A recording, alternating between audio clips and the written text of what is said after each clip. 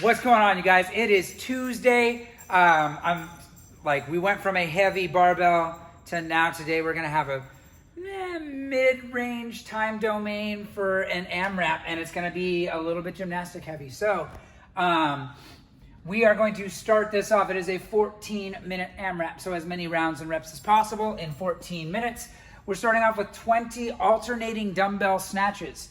50 pounds for guys, 35 pounds for gals. Then we go from that. When we finish that snatch, I'm going into a 25-foot overhead walking lunge on my right side. So that dumbbell is going to be extended on the right side. Same 50-pound dumbbell that we did for our snatches. I'm then going to turn around and come back.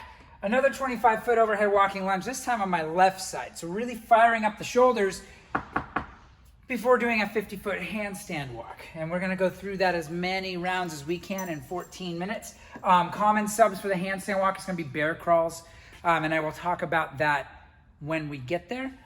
We also might work at, maybe people are going and kicking up on the wall and doing things like shoulder touches and stuff like that. So many reps of shoulder touches will be equivalent to about a 50-foot handstand walk. Just depends on where we're at as an athlete, how comfortable we are there. The last thing I want is somebody kicking up that shouldn't be kicking up into a handstand and falling down on their head, injuring their neck, anything else like that. So keep that in mind, is the fact that while we look at a handstand walk, we're like, ooh, that's a sexy thing to do, I want to do that. It's okay to admit that we're not ready for it or that we're not comfortable, especially when we're under duress and shoulders are tired. That's going to make these a lot harder. So keep that in mind. But let's go talk about our standards. So I've got my 50-pound dumbbell. For demo's sake, I have a 12-foot section marked off. It's just marked by those poker chips that I laid down as a visual reference to me. So there will be lanes taped down on the center of the gym. So we'll be doing our snatches on one side, and then we'll have a lane where we have 25-foot lane to work for our walking lunges and our handstand walks. That will mean that there's more room or more area that we need to mop down and clean in between classes. But now that we've got the space and the rig's been moved and we don't have a rig on either side, we actually have the space to do this a lot better than we did before, and I'm super excited about it. So, starting with my dumbbell snatch, it is alternating. When we look at the standards in past year's opens, the alternating dumbbell snatch isn't about changing above my head before coming down. I need to lower that dumbbell to below my eye level before I switch hands. So I'll demonstrate what that looks like. And then we can also do the thing where I bring it all the way back down, change hands, snatch on the other side. But we will alternate for every single rep for this set of 20. So starting on the ground, big jump, end up with that dumbbell overhead. I'm gonna switch on the way down. Takes a little bit of practice and timing, but the more you do it, the more you'll get used to it. Once I finish my dumbbell snatches, I'm starting by doing my overhead walking lunge to the right. Gunner, buddy. Literally in the way. You're adorable though, it's okay. So, with my right side up, I'm gonna lunge until my trailing knee touches the ground, stand back up. Same thing on the other side. Trailing knee touches the ground until I cross the line, and my heel needs to be past the line on the end of my lane, and I need to stand all the way up for that last rep to count. At that point, dumbbell comes down, I'm gonna pick it up, and I'm going to do the same thing on my left side all the way down for 25 feet, which I won't demo for now just because you don't need to see me do that. You just saw me do it on the other side. Same standards, trailing knee touches the ground. Once I get to the other side, heel needs to be past the line. So if my foot is midway and I'm lunging here, congratulations, you have a great lunge, but I need to take one more step and finish that rep. Sorry, my trailing knee did not touch the ground. Now I'm good to drop my dumbbell. So keep in mind, foot asleep past the line. So if I'm down to the end of my lane, and I've got a bigger step than I want to take, but my option is either 2 more walking lunges or a big reach with my lunge in order to make sure I can drop that dumbbell on my next rep. Keep that in mind as we're working.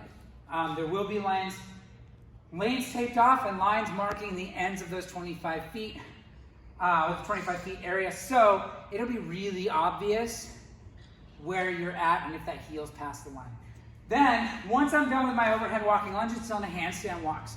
Now, when we look at handstand walks in the open this last year, the standards were wherever the line of the distance that your handstand walking started, you had to be up and on your hands before you started walking that distance. We're not using that standard for this workout. As long as your feet are behind there, I can kick up onto my hands, and that few feet that I cover in my actual kick up and starting the walk, that's totally fine. Not really sure what this year's Open is going to bring about as far as standards go, but we'll be ready for both. We'll keep both in mind. But for this workout, I'm going to kick up and I'm going to walk on my hands for that 50 feet. So down my 25 feet, kick down, kick back up, and back another 25 feet is going to be my handstand walk and back to my dumbbell snatches. So from here, the handstand walk, if I'm trying to do them or if I'm close to getting them, it's patience on your hips. A lot of times when we kick up and we start to move our hands, we get ahead of ourselves, and my shoulders are in front, my hips are behind. I'm never going to feel balanced. So you need to allow those hips to translate over the shoulders and allow that momentum to happen naturally, and then your hands just keep up. So I'm going to kick up. Hopefully my shoulders are ready for this today. I'm going to kick up and walk. It's only, again, 12 feet here. So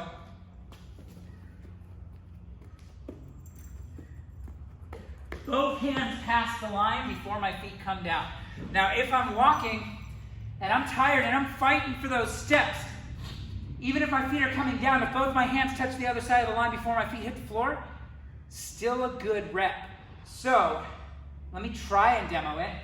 All right, let me give this a shot and see if I can get my feet coming down before my hands pass and both my hands pass before my feet touch the floor. That's still good. You notice how my left hand hit across the line before my feet touch the floor? Still counts. So when we're in the later minutes of this AMRAP and we're tired and my shoulders just don't want to do it and I'm struggling to breathe and I'm struggling to get there, if I can just jump my hands across that line before my feet touch the floor, I'm still going to be counted, still going to be a good rep. And that has always applied at any level in any sort of competitive CrossFit anything. As long as my hands are all the way across the line, not in the middle of it, where part of my palm, my fingers are past, but my palm isn't.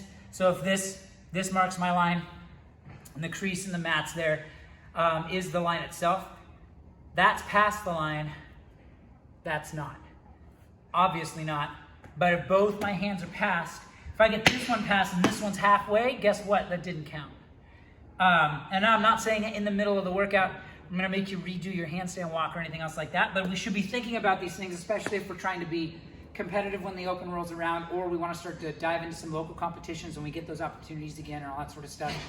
Training to the standards means that we're gonna get more out of our workout, means that we're gonna be ready for those standards when they're thrown at us, rather than not training the standard and then all of a sudden having to work harder when you're put in a place where you're actually competing. So it's not that we want to be hard asses as coaches, it's that we want you to be as prepared as possible and trained to whatever the standard of that movement is. So we're, one, stronger in full range of motion, and two, we're ready for, if we are in a competitive environment, that meeting a standard is easy because we do that all the time in our daily training.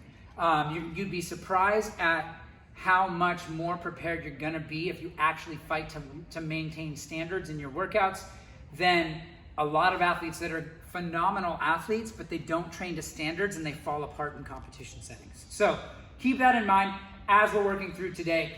I know it's a little bit longer video, but let's look back at the board just as a reminder of what we're getting ourselves into. So again, 14-minute AMRAP, 20 alternating dumbbell snatches, 50 pounds for the guys, 35 pounds for the gals, 25-foot overhead walking lunge on the right side, 25-foot overhead walking lunge on the left side, 50-foot handstand walk, right back to the top, hitting those dumbbell snatches again. This one's gonna be super fun. It's gonna be super upper body intensive. Shoulders are gonna be real tired, and those handstand walks are gonna get harder and harder as we go. So, looking forward to this one, and can't wait to, oh yeah, sub there, bear crawl.